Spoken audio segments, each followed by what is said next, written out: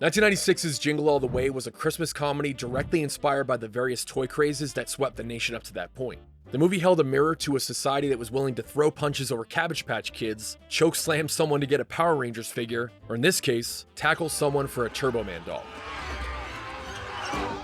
With the amount of big names involved with this movie both in front of and behind the camera, Fox expected Jingle All The Way to rake in hundreds of millions of dollars. And while the movie did make about $130 million worldwide, that number was way below the studio's expectations, and critics, unsurprisingly, had a field day just crapping all over the movie. By all accounts, Jingle All The Way was an abject failure, financially and creatively. We were ground under the heel of criticism. But over the last 28 years, Jingle All The Way has only grown in popularity, becoming a must-watch for so many people during the holiday season, while also acting as a time capsule for an era when people actually left their houses to buy things. So sit back, grab yourself a Christmas cookie. Who told you you can eat my cookies? And let's look back on Jingle All The Way. I'm trying to find a Turbo Man doll. Me too. This is war. Get ready to jingle. Arnold Schwarzenegger. Sinbad. Jingle All The Way. Rated PG. The story of Jingle All The Way goes back to 1993, when Randy Kornfield, a freelance writer and script analyst at Fox, had a difficult time purchasing a Power Rangers action figure for his son's birthday. People actually almost fight over these items, adults, so you should tell they're very popular. Randy took his troubled experience in buying the figure, along with interactions he had with other parents, and worked them into a screenplay titled A Christmas Hunt. Sometime around November of 1994, the screenplay landed on the desk of Christopher Columbus. No, not that directionally challenged asshole in a tricorn hat. Chris Columbus, the man responsible for directing and writing some of the best Christmas movies of all time. With Chris's stamp of approval, Fox agreed to buy the script. When Randy wrote that original screenplay, he envisioned A Christmas Hunt as a modestly budgeted movie with someone like Steve Martin as its star. But 2 years later, along with multiple revisions and a change of title, that vision was squashed completely when Arnold Schwarzenegger agreed to star in the movie. Where's your Christmas spirit?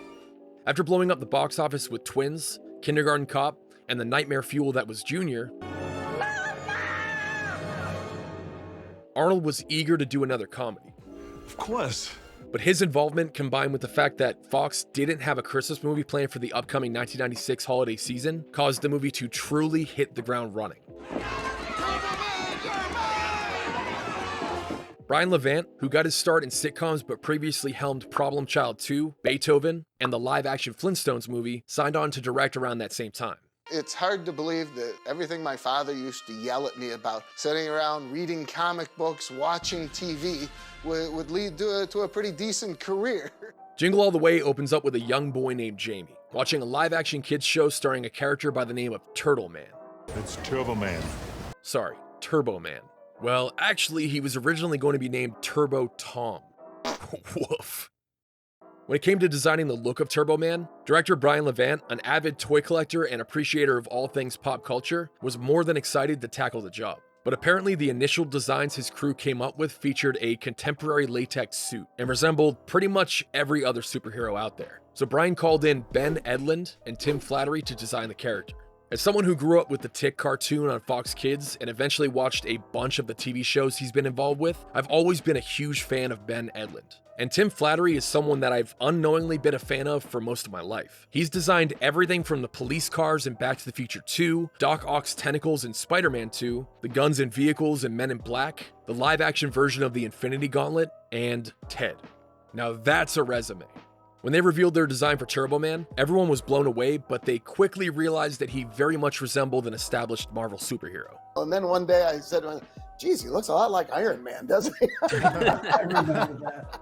If Jingle All The Way had come out during Iron Man's boffo box office era, Fox probably would have been in big trouble. But in the mid-90s, old Shellhead wasn't nearly as popular as he would eventually become. So they just went with the design and hoped that nobody would notice, care, or worst case scenario, Marvel would hit them with a lawsuit.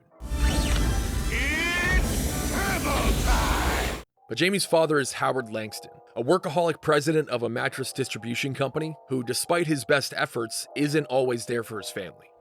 I didn't make it. To make up for his repeated absence as a father, Howard promises Jamie that he'll buy him whatever he wants for Christmas. I want the Turbo Man action figure with the arms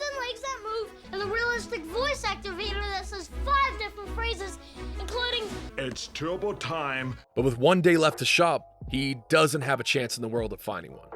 Because at this point, they'd probably be impossible to find. With a larger-than-life actor like Arnold Schwarzenegger, the movie had to pit him against two antagonists. The first of which being a recently divorced father named Ted, played by the late, great Phil Hartman.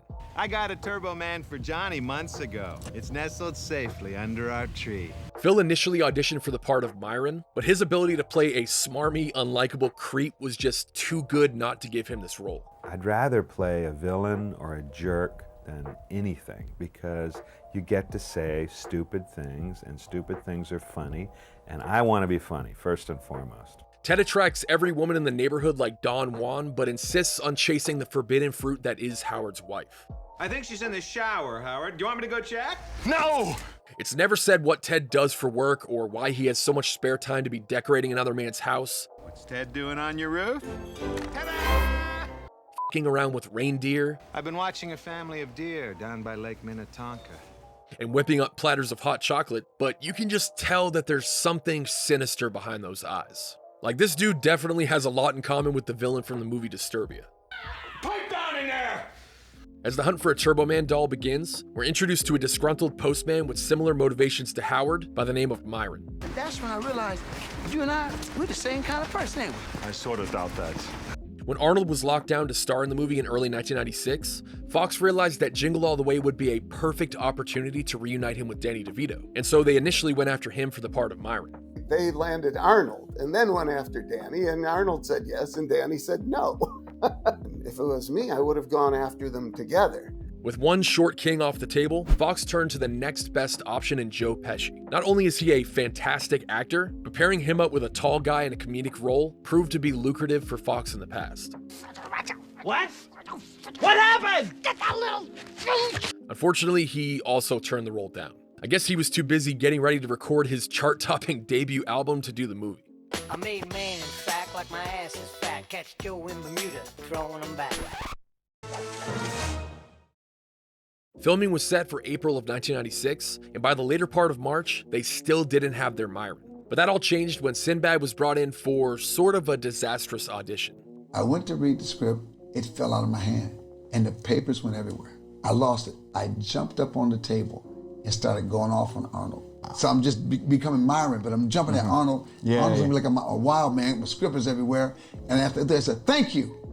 But it all worked out because Arnold and everyone else present for that audition absolutely loved the chaotic energy he brought to the table. Dude, that's one of the strangest auditions I ever had. They said, loved you, don't leave, come back to somebody else's home. And that chaotic energy, combined with Sinbad's ability to improvise dialogue, really paid off. So you make an alimony payment to a woman that slept with everybody at the post office but me! Some of his best lines in this movie weren't even in the script. That was really bomb. Just a sick world we're living in, sick people. Including his genius tirade about children being brainwashed by toy cartels.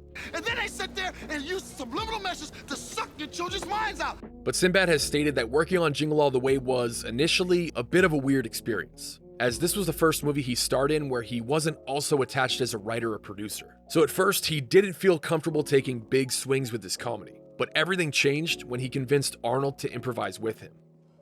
First day of shooting, now we shoot the scene, it's funny. Then you'll cut. I said, Arnold, you want to take this to another level? He goes, what? Ask for another take. I do my Sinbad thing. He's laughing so hard they couldn't use it. He go, wait, I get one. Right. So we were competing. We became friends, trying to one-up each other. As Howard and Myron continue to hunt for a Turbo Man doll, Jingle All The Way introduces us to some just fantastic supporting characters. I've been sweating like a dog in a Chinese restaurant waiting for your sorry ass to show up. Jim Belushi, who also originally auditioned for Myron, plays one of many seedy Santa Claus con men at the center of a counterfeit toy operation. The North Pole, them are fighting words, partner. Put them up. In that scene, you also get Paul the Big Show White as Huge Santa, with Vern Troyer as his sidekick. And this is such a deep pull, but the tow truck driver who gives Howard a lift home also played Wrong Sarah in the first Terminator movie. Why don't you just put on a dress and weep like a little girl? Jingle All The Way was originally going to be filmed in Milwaukee, Wisconsin, but Arnold isn't just an entertainer. He's also a businessman. And because one of his Planet Hollywood restaurant locations had just opened in the Mall of America about 3 years earlier, he was dead set on filming within the Minneapolis-St. Paul metropolitan area.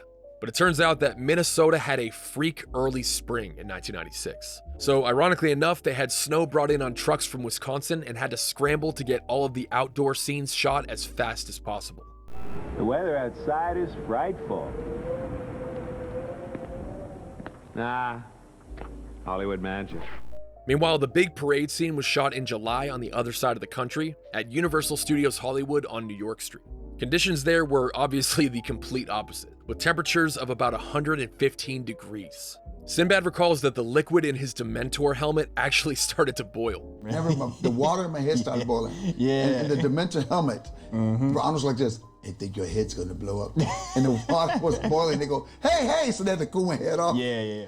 Something that stands out about that scene every time I see it is just the strange variety of mascots walking in the parade. Writer Randy Kornfield revealed that they had a lot of trouble securing characters for this scene, which is why you have Sonic the Hedgehog hanging out with Ernie, Bert, and Hello Kitty. But they also threw the Tick in there as a nod to Ben Edlund for his Turbo Man designs. And he's walking alongside Leonardo and Paddington Bear. Damn, what a team up. With Fox rushing to get this movie done by the holiday season, director Brian Levant recalls that his team had just 14 weeks to complete the post-production stage. Which makes a lot of sense because, listen, I know it was 1996 and visual effects weren't as advanced as they are now, but these Turbo Man flying scenes always make me laugh. This scene also gave us one of the funniest moments in the film, in which Howard's wife, played by Rita Wilson, can't recognize her own husband through a transparent mask with one of the most distinctive Austrian accents ever to be spoken. I don't think you know how much he means to me. I think I have an idea.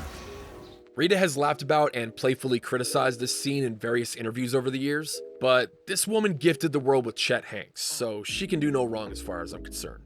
That boy Chet coming straight from that Golden Globes, you want saying? But that short turnaround between production and release also meant that Fox couldn't secure many deals for promotional tie-ins, and toy companies barely had any time to create merchandise for the movie. So the only offerings for Jingle All The Way were a Turbo Man Time Racer car sold at Union 76 gas stations, and a talking Turbo Man figure sold exclusively at Walmart. Because, sure, the message at the end of the movie is that spending time with your family is more important than just buying material goods for them. What do I need the doll for? I got the real Turbo Man at home. But also, please buy this doll. We made hundreds of thousands of them. Turbo Man from the new movie Jingle All The Way, a Walmart exclusive. It's just $24.96. Only this Friday, only 6 a.m. to 11 a.m. at Walmart. But sadly, nobody bought these things when they first came out. Here's a movie about the hottest toy in America. We thought we were going to have the hottest toy in America. The Turbo Men were still sitting there marked down in March. And after the dust settled on the theatrical release of Jingle All The Way, Fox was hit with a lawsuit claiming that writer Randy Kornfield stole the idea for this movie from an unproduced screenplay titled Could This Be Christmas? But if you look further into some of the legal opinions surrounding this case, which Fox did win, by the way, it's so clear that the publishing company that attempted to sue was just grasping at straws.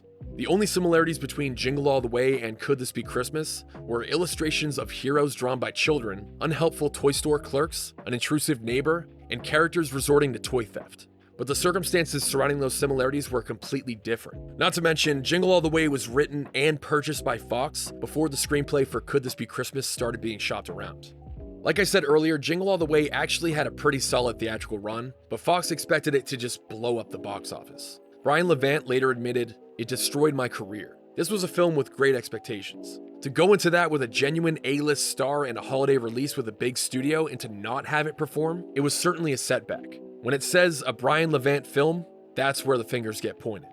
But back in the 90s, films didn't live and die on the big screen. There was a savior known as the video store. As of December 2000, Jingle All The Way's estimated gross shot up to $183 million. I'm guessing this was due to video sales, rentals, and pay-per-view. Buy the one gift the whole family will enjoy. Arnold Schwarzenegger, Jingle All The Way. Buy it on video today. Over time, the narrative surrounding Jingle All The Way has changed completely. What was once seen as a horrible failure of a Christmas blockbuster, repeatedly ridiculed on Late Night with Conan O'Brien, Everybody call free Jingle All The Way. Thank you, Arnold. dragged through the dirt by the comic book men. I don't recall this movie. Brian, Join 99% of America. Scoffed at by Borat, and more recently mocked in a lighthearted way by Solar Opposites, Whoever greenlit this movie must have been on so much cocaine. is now celebrated and cherished by a generation who never knew it flopped in the first place.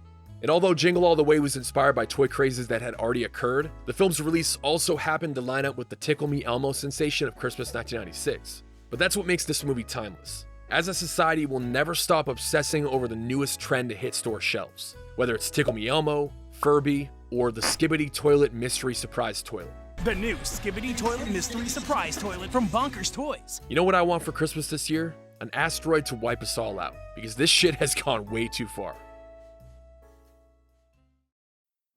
But that'll do it for today's episode. I hope you enjoyed it. This is my last video of the year, so I just want to thank everyone who has tuned into the channel in 2024. Enjoy the rest of your year, happy holidays, and I'll be back for more in January.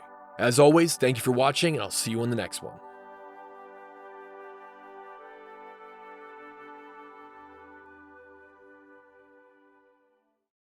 Oh yeah, I almost forgot to mention the sequel. Fuck this movie. Alright, see you next year.